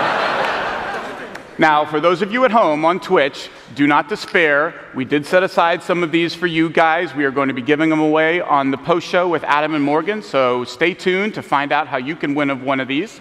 Also on the post-show, you'll get more details about everything you heard tonight, plus exclusive conversations and interviews with Marty, Todd, Roth, and Harvey, so stay tuned. Okay. That's it, folks. We hope you enjoyed our first ever E3 showcase. Thank you so much. Have a good night.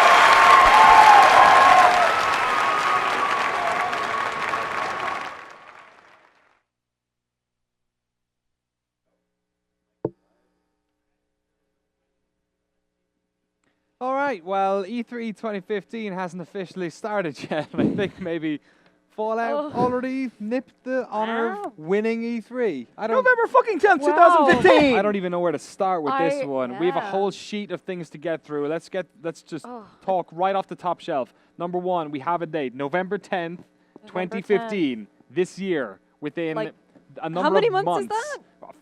A handful. 5. Close enough that I am now going to have to reschedule holiday time to make sure that I have that week off.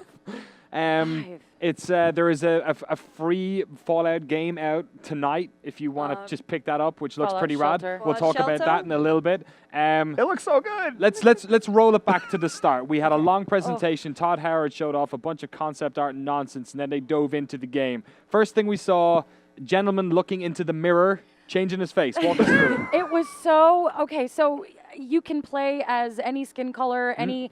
You can actually fix their face to make it look like whatever you want to look like. But what surprised me about this demo is his wife is awkwardly standing over his shoulder. And then they swapped her in, and it turns out you can play as a woman in Fallout 4. So those rumors were correct, the casting. Absolutely. And this is where you make your character, and I think you can name them as well. Yes, and this is in 2077, so this is the before the war happens, which is something we've only seen little parts of in the Fallout universe. After this, there's a sort of they definitely edited down the next couple of minutes of the early part of the game before the war eventually came to U.S. shores. But yeah, one of the things they showed here as well was that you have a baby, and the baby is based off of almost like GTA 5 online style. Parents. Yeah, based on the parents. Conversations. Look at this. No more awkwardly zooming in on faces, Lucy. Yeah, look at this. I mean, well, there's awkwardly zoomed in on that guy. But no, it's just, and it's fully voiced. Yeah. I think that's another big thing is that all the main characters are fully voiced. And while the facial animations still look a little bit awkward, eyes aren't quite as lifeless as they were in Fallout New Vegas. Kevin, what do you think about that aspect of it? Open world RPG games, fully voiced for a while, sort of Fallout's always been languishing a little bit back, or rather Bethesda games have been. What do you think of that addition? Yeah, this is really exciting. I mean, everything about the presentation was actually really getting me excited. I mean, yeah, sometimes maybe it's a little awkward the way their lips move and that kind of thing, or way their legs move. But I don't know. Like it seems like they've been actually paying attention to the RPG world around them and said, hey, you know what, The Witcher is doing this cool stuff, Dragon Age is doing this cool stuff. It's about time we should probably live up to these ideas. And we saw some of this stuff in the trailer they revealed just a number of weeks ago. This all happens terrifying. before the vault part. Yeah. And an interesting thing that happens in this one, which does exist in Fallout lore, is the idea of cryogenic stasis. There was Vault Zero, which I think was part of New Vegas's lore, which was one of the vaults in which somebody who had been around during the 2077 was able to come out. Usually you're the descendants, you were like great-great-grandchildren kind of situation. Whereas in this, the character you create, the mother or the father or the wife or the husband, you come out of the vault 111 as them again. The final survivor. Yeah. Of that vault. And here we have our little Fallout 3-esque reveal of the landscape as well, showing off. And it's not just brown. Yeah. And that's another great thing. I mean, there's color. There's still a sense of wonder that's not just, oh God, everything's been destroyed and scorched. Yeah. It's kind of like, like obviously the world got destroyed and now nature's kind of claiming it back slowly. Yes, and it looks like a lot more nature than what we saw on the West Coast in terms of like just even bushes and whatnot, or what we see in the DC area in Fallout 3. He also walks super nonchalantly for somebody who's just seen all of his friends and family die. He's looking all right. The world I know is gone. They I'm just gonna saunter down. All my friends are dead. They pushed the idea of the third person in Skyrim as well a lot in their I really liked preview it. stuff. Maybe it'll work a little bit better in this. This isn't bad. I still look at that green font interface and I think I'll be adjusting that when it comes time for me to play. But I'm sure they'll let you. And then, they show off this is Codsworth, the robot, which was the family's de facto mechanical slave. So a cool thing there is that they said that they have recorded thousands of names. Yes, for the child as well. Yeah. They've dumped in terms of voice acting. That's really great. Cool. And then this is they were very quick to show that these conversations, like in Fallout, are quests that you can walk away from, come back. You can kill him if you want. You can continue on with the quest, which was one of the sort of the main pillars of Bethesda's games, was the ability to just murder anyone you want. The idea that you had all the choice in the world to do what you wanted. And just like I wanted, look at those dialogue options. Yeah. Yeah. Called it. Yeah, and a nice bit of just in terms of the voice acting, I just can't believe that a game of this scale is going to have all this. I like the way it's also saying you okay. It's almost like Witcher style, letting you know if this is a dialogue option with a different color that you're going to dive into for a little bit longer. But pushing on from this, we then saw later the gas station that we saw in the trailer. And the little doggy. Alexa, you must be very happy. I'm really excited that you can command the dog. It sort of reminds me of the Call of Duty a couple years back. Was it Riley? The dog, Riley? Where you could hopefully it give doesn't him remind commands. you too much of Riley. No, not too much. I mean, they look similar, but not too much. But they said contextual commands. Ready to fuck some for the shit dog. up. So it's not quite controlling the dog, but it still looks like the dog is a major component of you navigating the landscape and you surviving, which I think is yes. Okay. It reminds me of the dog from what is that? The Fable 2? No, the Ubisoft game about the war. Valiant Hearts, where you can send the dog to go pick things up and get them for you, which looks like you can do a lot with this guy. Earlier on the demo, when they showed off the dog for the first time, picking up that wrench and that sort of area that you had, which we were speculating was where you'd be building weapon parts and building your suit and whatnot. Then they showed off as well, the VATS is back, which was... you got your VATS? Yes, I think a lot of people were probably happy about that. They showed off a lot of Boston as well in this one. They didn't really allude to the scale of the world, but it certainly looked a lot more varied in terms of color palette this time around. Yeah, I think starting with all the concept art was a very smart thing to do as well, because they could have just dropped you in and you would have been like, oh, well, this is it. But with the concept art that showed the real scale of the different kinds of environments we can Death expect. Claws are back. Death Claws look so good too. Look at the way they move, like a thing, as opposed to what that Fallout 3 block of meat. Yeah. We saw rad roaches, so we saw happy. rad scorpions, we saw mole rats. On one of the concept art things, there's a Protectatron there. We saw mole rat queen. Look at that, it's like a zombie ass person. Feral ghoul. Oh, that's what it is. Nope. Oh, Jesus. Yeah. Nope. The variety game, I guess they were hammering home the idea of gameplay variety, which has always been a massive pillar. for the Fallout games. But look at what is this! this shit. It's just like calling in air support. And then you're in. It's like, oh, I'm just going to get up there and It's Gosh. the first game that had for flying this. in their Boom. engine was the Killer Teddy Bear. one of the expansion packs with Skyrim that you fly around. So I guess they pulled that stuff in. Look at Look at jetpacks. this They jetpack. showed so much. I don't think I've ever seen a press Oh my conference God. where they've shown this much footage. I think for this one is game. like going in the record books or Hall of Fame or V3 for most groundbreaking, most impactful conference. Right. Because Yeah. the sheer amount of volume. Look at this. Take that megaton. God. Exactly. And you know what? Like, good on Bethesda for waiting until the game was almost done to announce it. But even, good on them. But Thank even you. then, they weren't finished. They showed off that big gameplay montage after Yeah. waxing lyrical Mhm. about the game forever, Yeah. and then they pull you back in and show you all this stuff. Like Hey, they've look at all this basically shit we The can let body you do So now. this is Hearthfire, basically, but Oh.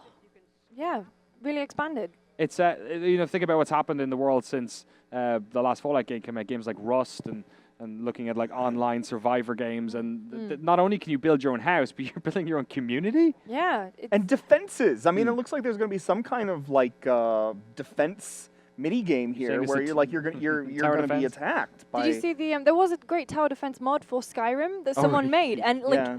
I would love if this was a kind of runoff of that. So in this, you can build your own house. You can make place to store your Pip-Boys, to store your weapons. You can make terminals, and then presumably probably program them. Like the idea that you could do all this for a house, and then also set up electrical things. And they said you had to collect water and food for the people who lived in your Fallout. And all this is actually optional. It's like not necessarily part of the core Fallout 4 experience. And now you can carry 40,000 pounds in your inventory. Oh, yeah, have they talked about encumbrance yet? Not yet, but I have to assume. Please, I'll raise it a little bit. This is a lot of crap to carry around. Then there's all these jerks Look come at in. that. He's made his own artillery. Oh, traps. And if that wasn't enough, then they show off that, apart from going around collecting loot and then building your own world, you can also do the same thing for weapons. And not even weapons, but weapon components. Yeah. Not even weapon components, but power armor. It's, look at this nonsense. It got really nitty gritty here. And they're like, oh, you don't have to do any of this stuff. He's like, Like, oh, by this is the all way, optional. this is just there if you kind of Yeah. want it. It's all, look, this is all stuff we did. We made this iPhone game on the site. Oh, yeah, by the way, like, you can play video games on the Pip-Boy Oh now. my God. And listen to tapes on And the it's like a Pip-Boy. Donkey Kong kind of Yes. game Yeah. right there, yeah. And then just when you thought there wasn't enough of this madness, they announced that an actual physical Pip-Boy is also being made with a touchscreen. Just stick your phone in that, and Yeah. suddenly it's like, oh, look at these things. It's got a touchscreen. It's actually more advanced than the real Pip-Boys. Who's picking one of these up? Absolutely. Everyone. I'll totally get one. I literally Everyone. can't even with that Pip-Boy. I don't even know what I would do with it. Where would I wear it? Would I wear it? All day, Can you every imagine? day. Can you imagine? You just think about all the people that walk around San Francisco with Apple Watches on. It could be a We'd real. all be this is- walking around with just these Pip Boys all day long. This is some next level nerddom. Yeah. It's like listening to I don't want to see the world on fire over and over and over. Or Three Dog. You might be able to get Three Dog on it all the time. Can you? Oh, yeah. Could just get his own radio station. Yeah. Beep, beep, beep, beep, beep, beep. Suddenly, I don't know. Wow. Oh my God. Yeah, and then at the end they dropped the bombshell. I guess 11-11-11 was what they did for Skyrim. Sure. So Yeah. 11, 10, Vault 15. 111. Yeah. 11, It's 10, 15. the Yeah. 10th of November 2015. We'll be able to play Fallout 4. I actually cannot think of an E3 game announcement that had this much impact. I know it's No. like the moment afterwards, so we're like caught up in the fervor. Yeah. But Kevin, can you think of anything that's been quite as overtaking as this? No. No, I don't. What else? Kevin Van Ort's can't lost even- for words. What It's do I finally qual- happened. What do I qualify it? What do I qualify it with? It's like no. I was about to say, is this better than the Killzone 2 trailer? Well, yeah, because Yes. we can believe this. This Yeah, is I mean, actually like- gameplay we're The- looking at. This the only is moment stuff. that's had like any kind of a similar reaction was the Xbox One PS4 price thing. Yes, you're That right. just Oh, for the yeah. moment of everyone going, no, and that's basically what happened in this war room when they announced the release date. But This I is- think this was better. This was won better. out. Yeah. 100%. How many days until November 10th, 2015? 148 days, 4 hours, 24 minutes, and 36 seconds. That's how long we have to wait to play Fallout 4. Yeah, I don't think there's anything else to say about that. I need to go into cryostasis now, just so that, like, tomorrow it'll just be here. Let's all go into cryostasis, but stay tuned to GameSpot.com for continuing coverage of Fallout 4 for the next 148 days. We've also got a bunch of other games to talk about here. Another one they showed off, they started the show off with, actually, was Doom. I was left a bit cold with this one. What did you think, Lucy? I was excited because they said it was id Tech 6, or 666 as they call it, and I was like, so I was just spending the whole thing like looking at it, and then I was like, it looks pretty. Didn't look that pretty. If it was okay. What did you think about the locomotion in it, Kevin? Was it supposed to be fast? So Doom has always been, it feels way more fast than that to me. Yeah, like, I don't know, like, it just felt thing. I think for the demo though, I mean, obviously when you play Doom, it is incredibly fast-paced and whatever. But I think for a demo, you can't put that on screen because if you're showing off your engine as well, especially for the first time properly, you want to be able to say to people, look at all this crap we built. Like, look at it. Look at how good it looks. Well, you're not going to appreciate this when you play it. Look at it now. Every time he lifted up a gun, I was like, oh, look at the gun. Are you getting hard looking at the gun now? It's I did like that animation. Like, so this when you were ripping it off a dead body and the guy was, like there was force behind the guy. I liked that. So this was the demo they showed afterwards, but the original part of this that they showed off was on a straight up like old Mars base. Like this is definitely based within the same world that they're going for with Doom 3 in terms of the UAC holding a base and then the hellscape opening up. If we can get some footage of that, it'd be great. That whole section that they showed off introduced a bunch of the weapons that were on offer. They showed the shotgun, the super shotgun. They also showed off a lot of these contextual deaths that they kept showing. But a lot of environmental stuff as well. Was it like just really big explosions by shooting things in the environment, which was cool.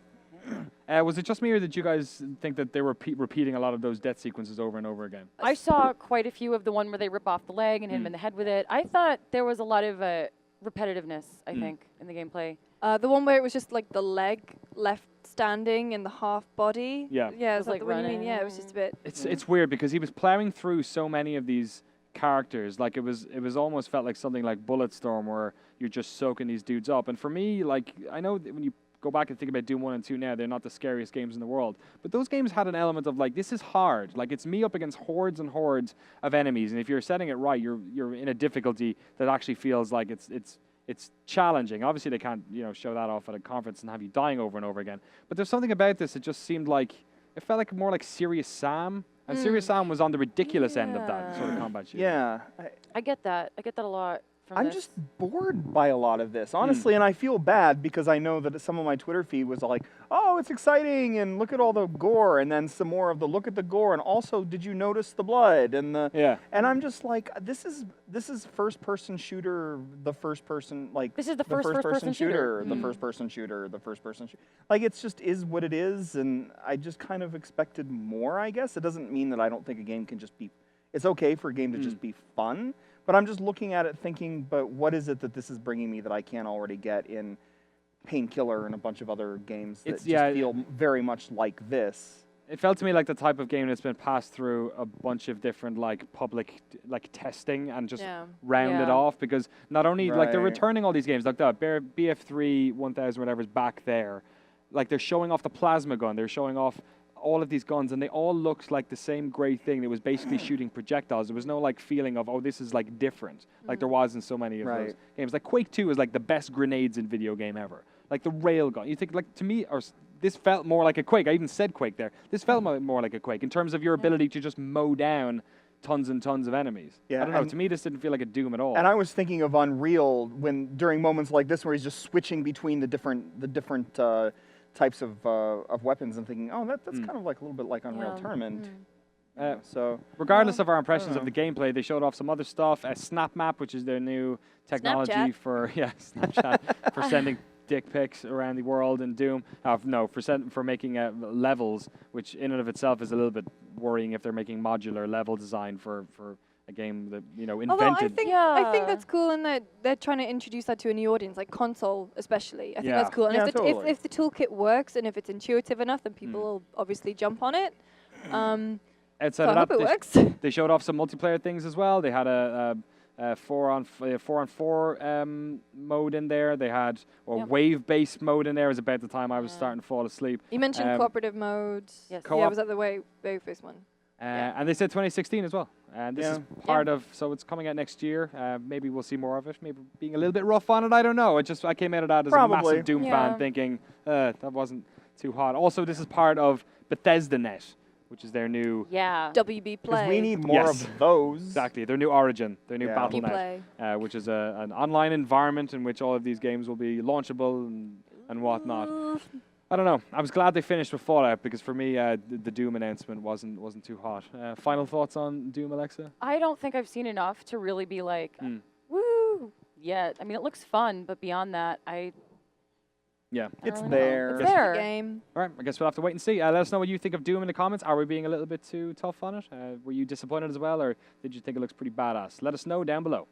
All right, we've got a bunch more games to get through. Next up, Dishonored Dose. Oh, my God. Looks like Emily Caldwin's back as well. All right, who's the biggest Dishonored fan here? This girl. All right, go for it. What do you think? I'm really excited. I'm really glad that it's technically, that it picks up from the last game. Like, I really like the world. I was hoping for a prequel, but the idea that you get to play as Emily, who I'm not going to spoil it because they announced Dishonored Definitive Edition. Oh, they did? So if you haven't played Dishonored yet, it's coming to PlayStation 4 and Xbox One, so I won't spoil it. But Emily is a very important character from the first game that doesn't get not a lot of the spotlight. Yeah. And I'm also very, very excited that they showcased her in the trailer. You can play as Emily or as Corvo, but they focused on her. And it reminded me, I hate to call this out, but it reminded me of the Syndicate reveal, Assassin's Creed Syndicate, where you have the male and female playable protagonists, but they led with Jacob, which is the boy. I really liked what I saw. So you can play as both her and Corvo in it? Either or, I think you get to pick. It looks great. It looks like the world has sort of teched up a little bit. It looks a little bit more evolved from the last game. I'm really excited to see where this goes story-wise because the narrative was one of my favorite things about Dishonored. Speaking of that, does this look like the same city, same environment that was in the first game? Or No, is this looks entirely different. It looks, I I mean, her outfit. Obviously, it's a CG trailer, so we can't really take too much much from it. But it looks thematically similar, but a very, very different aesthetic. And we were talking before the show went live about how the Dishonored came out and had a great sort of an art style to it, but maybe technically didn't wow us in the ways that we would have hoped, especially probably because of the end of that generation. Those consoles were looking a little bit light in terms of technical prowess. But in terms of gameplay and whatnot here, was there anything else that stood out to you guys in terms of like the weapons, the powers that Emily was wielding? She's the smoke monster from Lost, apparently. Yeah, she's got Jackie Estacado's darkness beings or something happening. It was cool. I mean, obviously, we saw a look at, I think she had the blink, she had the time slowdown. She also has some kind of like grappling hook that we just used to scale across buildings there. And obviously the crossbow, which Corvo used to great effect. Oh, there it is. It seems to come out of her. Yeah, it looks like it comes from like prototype. Yeah, like that.